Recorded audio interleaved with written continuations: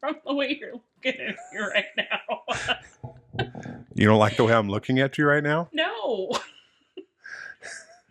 You want me to look over here instead? I don't know. How am I supposed to look at you? We're supposed to be having a conversation and you won't stop giggling. I don't know. I just feel like put on the spot. Friends at home, this concludes the sound check.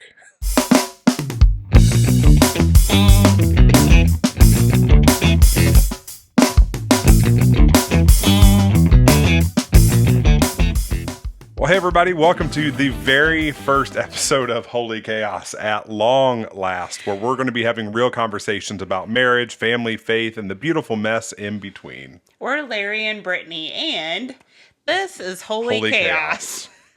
And indeed it is. All right, so after all of the buildup, we're finally here. Let's start with the obvious question. Why are we doing a podcast? Because life wasn't chaotic enough, obviously. Why did we start this podcast? Good question.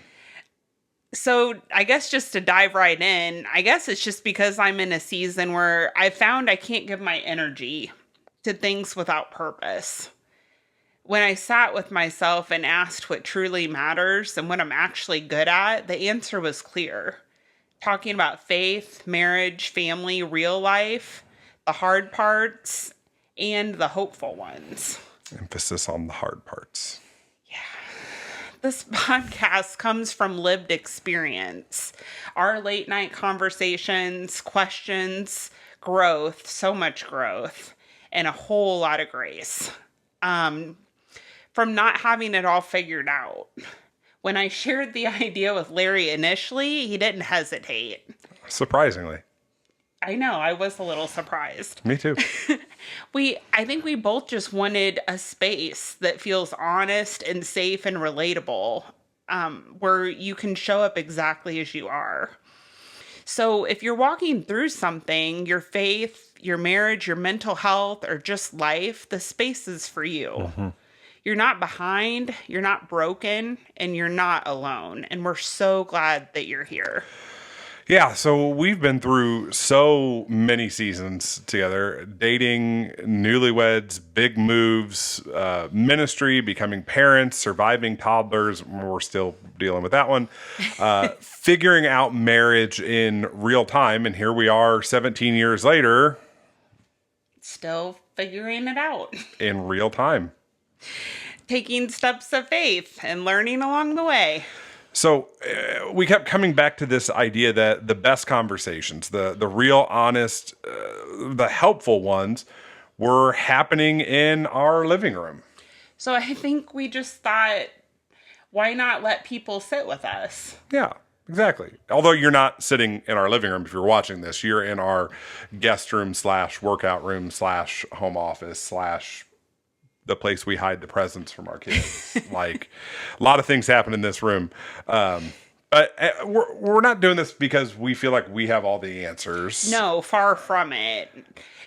I think it's just because we know what it's like to feel overwhelmed, underprepared, and still trying to follow Jesus in the middle of all of it. Okay. So people love a good origin story. So should we tell them how we met? Do you want the accurate version or your version? Mine is the accurate version. That's debatable.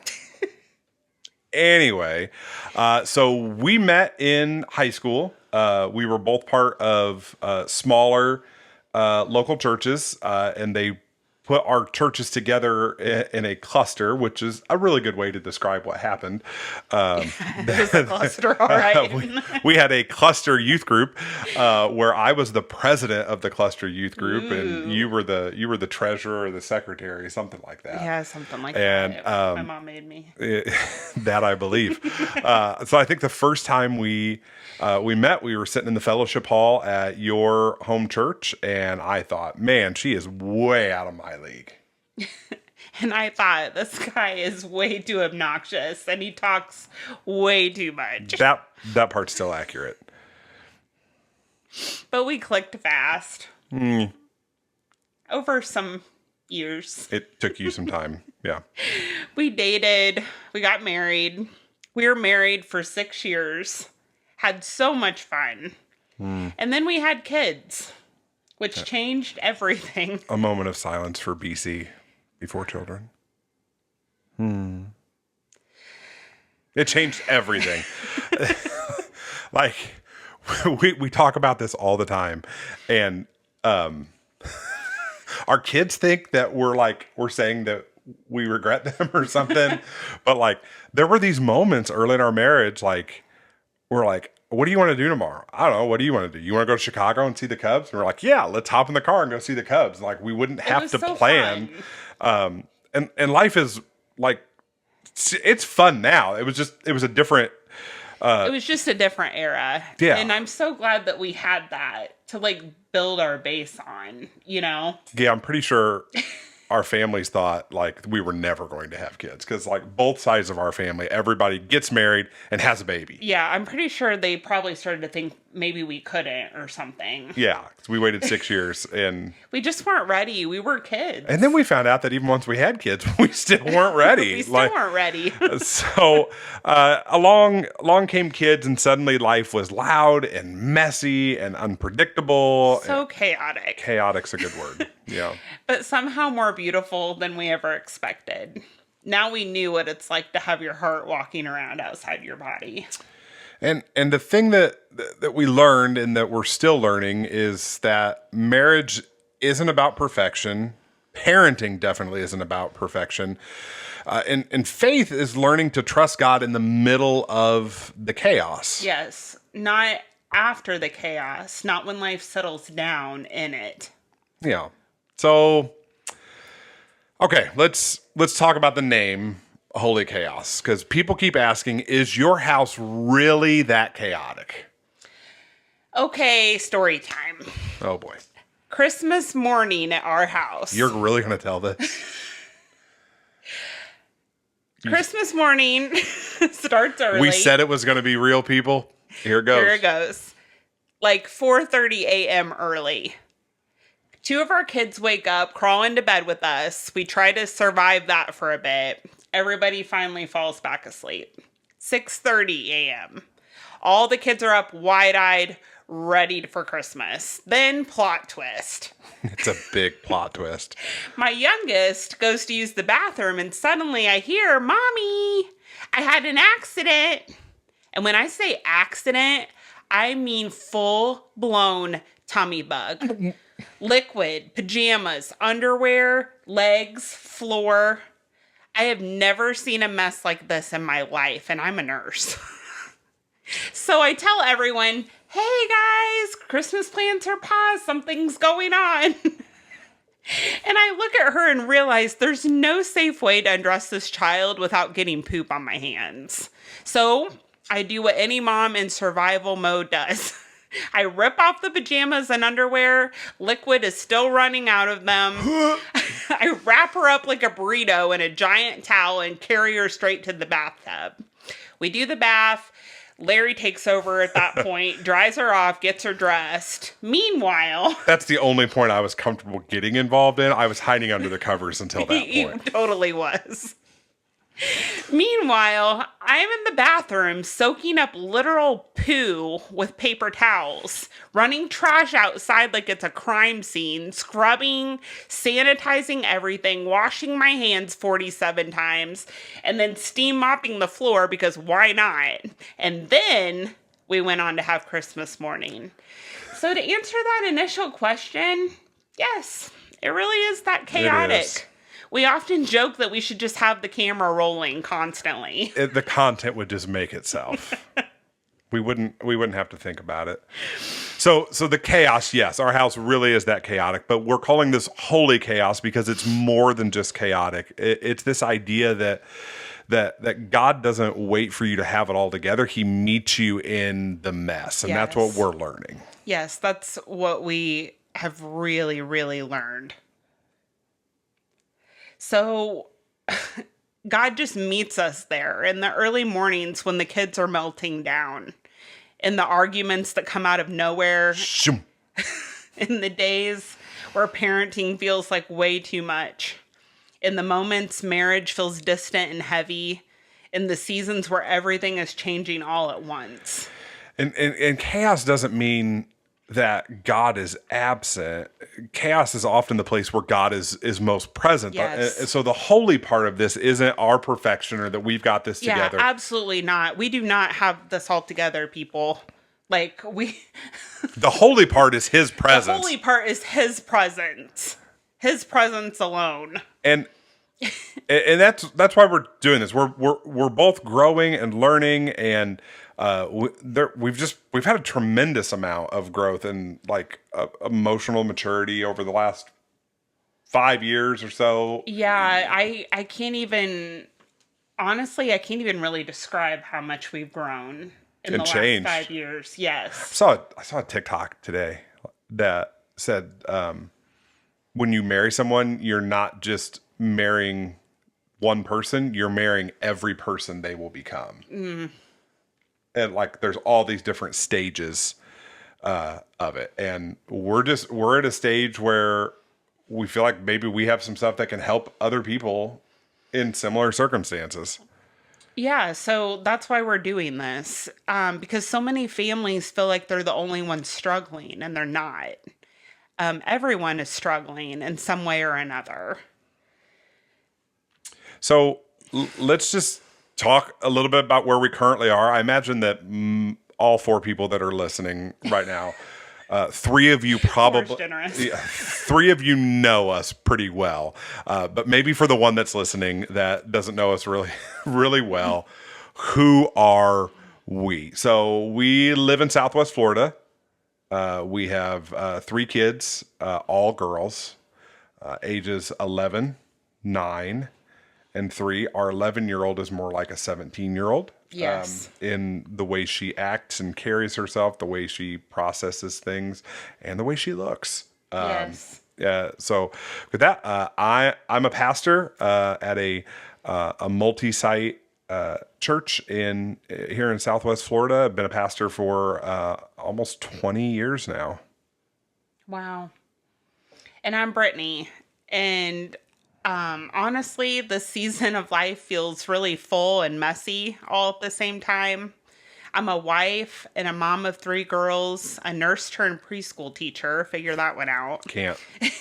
Only God. And I'm learning how to balance faith, family, work, and my own healing without burning myself out. A lot of what we'll talk about here comes from right where we are, not from a place of perfection. We're navigating marriage in real time, raising kids, asking hard questions, and choosing faith even when it's not easy, and learning how to show it better for ourselves and for our family. So this podcast is really just an extension of our real life and real conversations.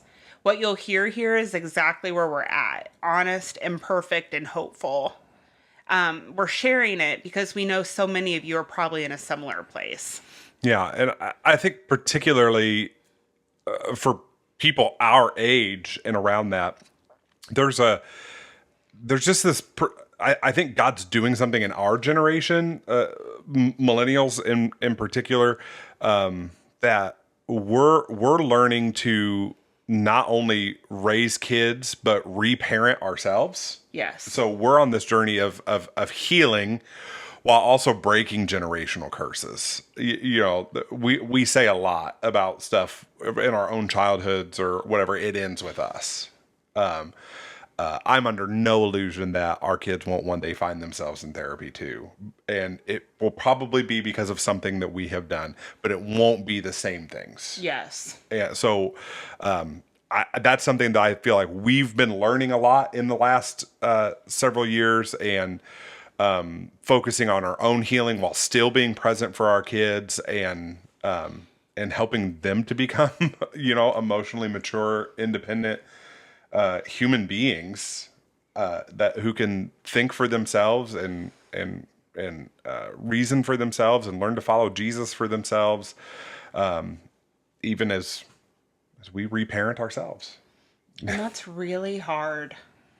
Yeah, it's super hard. It's so hard. So we decided to add to the hardness of that and talk about it in real time. Yeah, it's been a journey, and I know we'll talk more about that. We'll talk about both of our journeys into healing and emotional maturity, and some of the hard things that cause that, but the good stuff on the the other side of that, and where we find ourselves now. And we're not going to do all that in the first episode because we want you to keep coming back. So here's what you can expect going forward. Real conversations about real life. Yeah. Marriage that's funny and hard and worth it. If it wasn't funny, I don't know that it would be worth it. Parenting that's unpredictable and amazing and humbling, and faith that meets you in the everyday, not just in Instagram moments. Yeah, because listen, like we're doing this, and we realize to do this well, like we have to create content and things like that. And even with that, like even as we highlight chaos, like that's still filtered. Like, oh, for sure. Like Yes. you're doing stuff to get followers and get your content out there. Like with the conversations we have here, this is the behind the curtain right piece. Not the Instagram moments. And like I said, we're going to talk a lot about emotional and mental health. It means a great deal to both of us. It's been pivotal. Yeah. We both really started into this journey towards emotional and mental health before we moved to Florida. But the church that we're a part of, Grace Church, it's deeply baked into the culture of our church. I've never been a part of a staff culture like this, where I feel like John Ortberg or Dallas Willard had a saying that the best gift you give to God is the person that you're becoming. And we say that a lot at Grace Church, and I'm sure a lot of churches say it, things like that. I feel like they really mean it here. Like Yes. the best gift that I give to my people, the best gift that I give to my family, the best gift I give to my job is the person that I'm becoming. Yes. So they place a really high value on me taking care of me and taking time off and making sure that I'm caring for my emotional and mental health. And that's something I'm really passionate about passing on to other people. We both are. And we're going to talk about our fundamental identity. Everything comes back to our identity, and somewhere along the way that goes haywire, and we get this idea that we're not good enough or that we're an imposter, if people really knew the real us. And we're going to talk about marriage fights, and man, do we have a Rolodex of those to share. Maybe just from this morning, you never know. You never know. You'll just never know. We have a whole bunch of parenting fails that you'll definitely relate to. And we're going to laugh a lot. Yeah. Because sometimes humor is how you survive the day. And honestly, how we've survived 17 years of marriage. Sometimes you just have to laugh together. So to start off, episodes are going to be bi-weekly, and we want to keep these short enough for your commute, honest enough for you to feel like you're sitting with us in the living room and we're just having a conversation. And we're new to this. I've been a part of podcasts in the past. I speak for a living. This is totally new for you.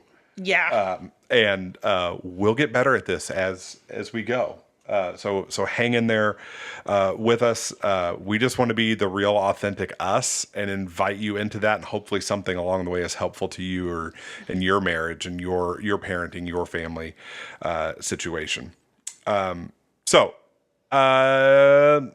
Let's let people get to know us a little bit better. Let's do some rapid fire questions and answers. Geez. You ready for this? Okay. What's one thing I do that drives you crazy? Just one. Oh, geez. Just one thing. I think it's your ability to relax anywhere. Like mid-chaos. Like Jesus sleeping in the boat. And I don't understand how that's possible. Breathe in, breathe out. Life is good. That doesn't mean there's not like all sorts of inner chaos happening. Like Yeah. I'm the internal processor. So sometimes what looks like relaxing is me going, oh no! Like screaming internally. Yeah, I'm screaming internally. What's one thing you do that drives me crazy? After you cook, or do anything in the kitchen for that matter, I have to turn into Vanna White and go behind you and close every cabinet door. Like, because they're all hanging wide open. Refrigerator, pantry door, all the cabinets, dishwashers open. My brain is going faster than the cabinets can close. It's maddening. Sorry. Let's flip it around. What's one thing you admire about me? I'll go first. Okay. So, I think when we talk about the emotional, mental health thing, like I kind of started into it, a little before you. But it did not take you long to jump in. And people are like onions. There's a lot of layers to it. Okay, I don't know where this is going. This is a good thing. I promise. This is admire. Like you have worked through the layers, the good ones and the bad ones and the unexpected layers really well. And when you talk about like, and that's really hard to do, and I really admire the strength that it takes to go through that. And when you talk about being married to every version of a person, I'm like really enjoying the version that I'm married to right now. Oh, and thanks, babe. that's because of the hard work that you've done and continue to do. Now you're going to cry, right? See what's one thing you admire about me? Well, I wish I would have gone first. That's why I went first. No, but seriously, I think, this comes up a lot at work, because I work at Grace Church as well at the preschool, and we dive deep in our meetings, and, they'll ask, about, what's one thing you're thankful for? And I always say you, because you're my rock. I'm also incredible. You are. I'm gonna cry, but you're my rock.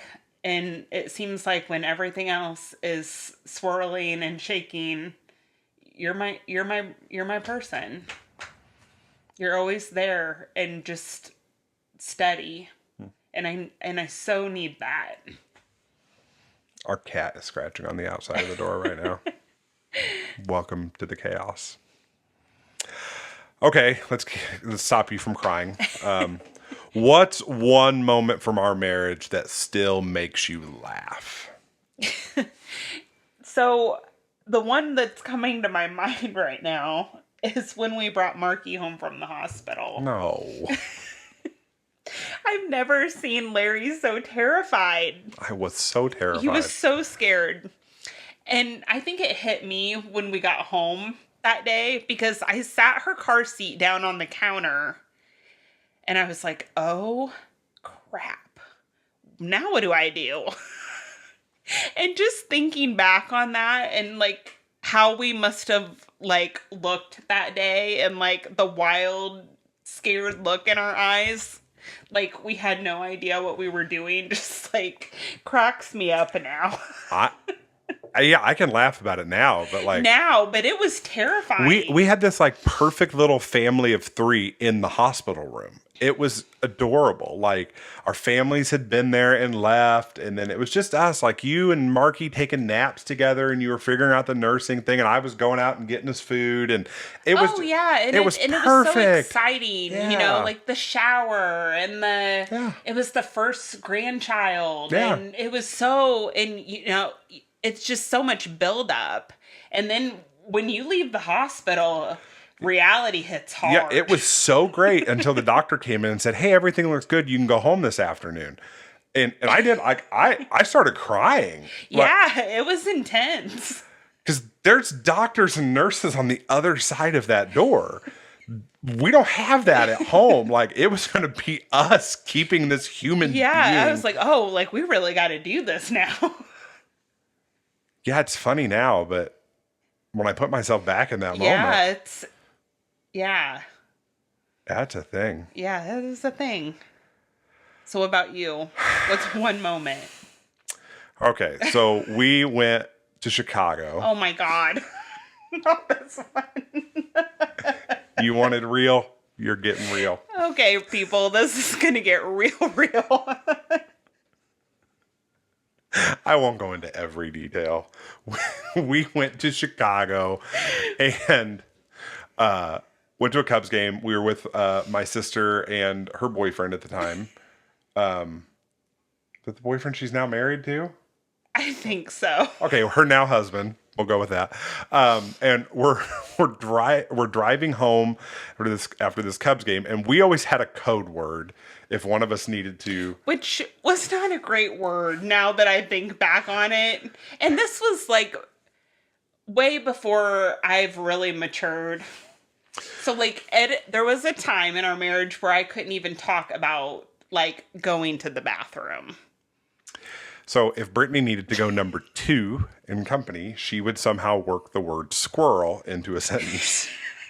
And that would let me know that I needed to get her to a bathroom. So I'm driving along the interstate, and she flawlessly works squirrel into a sentence.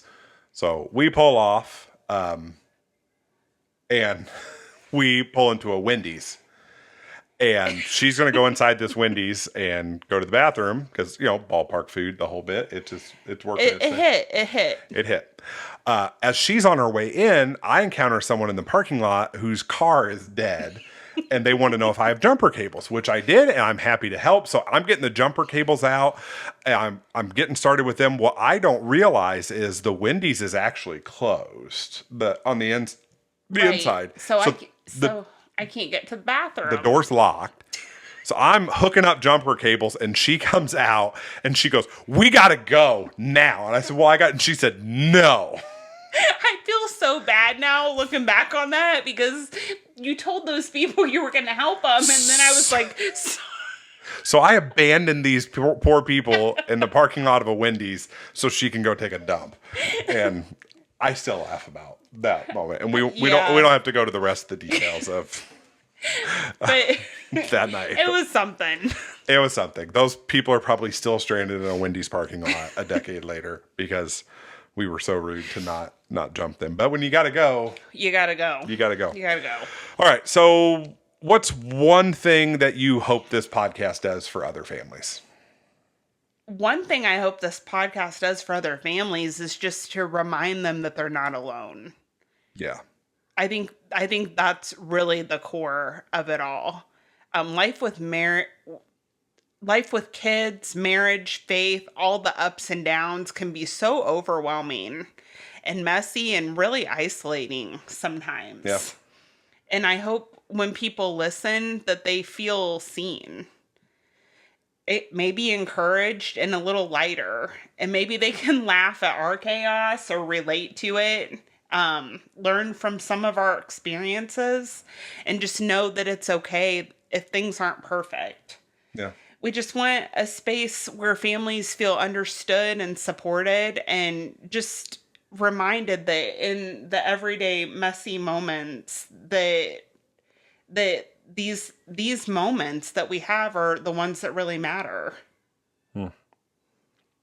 Yeah, I would say the same thing. I think we sometimes we're in the heat of the moment with parenting and marriage. We get this terminal uniqueness, like no other couple has ever been through this hard patch of marriage. Yeah, like other people have their kids, but it's not this crazy. Right. And that's not true. Like it's everybody has unique experiences in that, but there are people in similar situations that you can learn from and lean on, or at least find camaraderie in. Right. And, so I hope that if nothing else, it just reminds people that you're not alone, and, find a way to laugh through it with us. And, if you're listening out there and some people abandoned you in a Wendy's parking lot a decade ago, we're sorry. Anyway, okay, we did it. That's episode 1. We're officially podcasters now. Entered a new dimension. Yeah. Yeah, it's a whole thing. If you enjoyed this episode, please share it with someone who needs to know they're not alone. We'd love for you to subscribe, leave a rating, share it, all the things. And if you didn't enjoy it, send all the complaints to our kids. Thanks for joining us today. Remember, God is with you in every bit of the holy chaos that you're living in, and you are not alone. We'll see you next time. And we're going to talk about when the new year doesn't feel new. All right. We did it.